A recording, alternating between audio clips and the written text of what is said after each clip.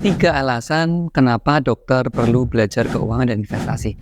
Yang pertama adalah untuk mencapai tujuan hidup. Kita semua punya tujuan hidup ya, cita-cita. Nah, orang-orang yang Anda sayangi juga mempunyai tujuan hidup atau cita-cita mereka. Contohnya adalah Anda pasti ingin memberikan pendidikan yang terbaik untuk anak Anda. Atau Anda ingin mencapai yang namanya dana pensiun. Atau untuk membeli rumah, membeli mobil, untuk dana liburan, dana ibadah, untuk menyenangkan orang-orang yang Anda sayangi, apapun itu. Dan kalau Anda buat list dari tujuan-tujuan hidup Anda bisa melihat bahwa 99% tujuan hidup Anda itu membutuhkan uang. Memang orang bilang uang bukan segala-galanya ya, tetapi faktanya adalah segala-galanya membutuhkan uang. Kalau Anda tidak merencanakan keuangan Anda dari sekarang, maka Anda tidak bisa mencapai life goals Anda.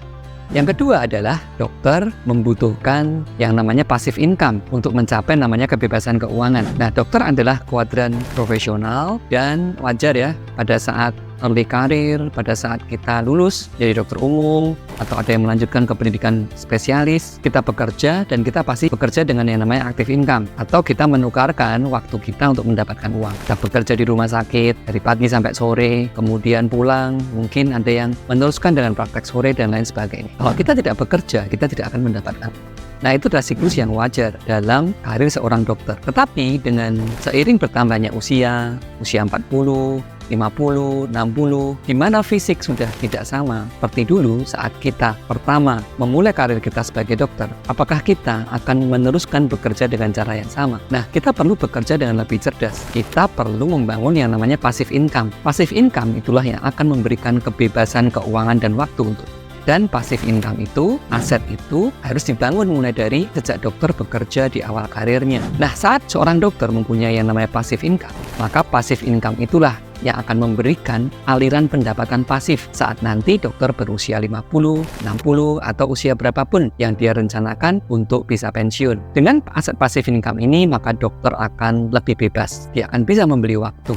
Boleh kalau mau praktek terus, atau mungkin Anda yang mau melakukan aktivitas yang lain di luar prakteknya, mempunyai waktu yang lebih untuk keluarga, untuk jalan-jalan, untuk beribadah, menjalankan passion yang lain, dan lain sebagainya. Nah, pekerjaan dokter sangatlah menyita fisik dan waktu. Kita sebagai profesional, kita dididik untuk menukarkan waktu dengan uang. Itu tentu saja tidak salah, tetapi tentu saja kita juga berhak menikmati yang namanya kebebasan waktu. Dan hanya uang yang akan bisa membeli waktu. Kalau Anda tidak menyiapkan aset itu mulai dari sekarang, mempunyai mindset yang benar tentang keuangan, tentang investasi, dan Anda juga harus membangun aset itu dengan investasi, maka Anda tidak akan bisa memiliki aset passive income itu. Atau Anda tidak akan bisa mencapai kebebasan finansial. Nah, itu alasan yang kedua kenapa dokter perlu belajar yang namanya keuangan dan investasi.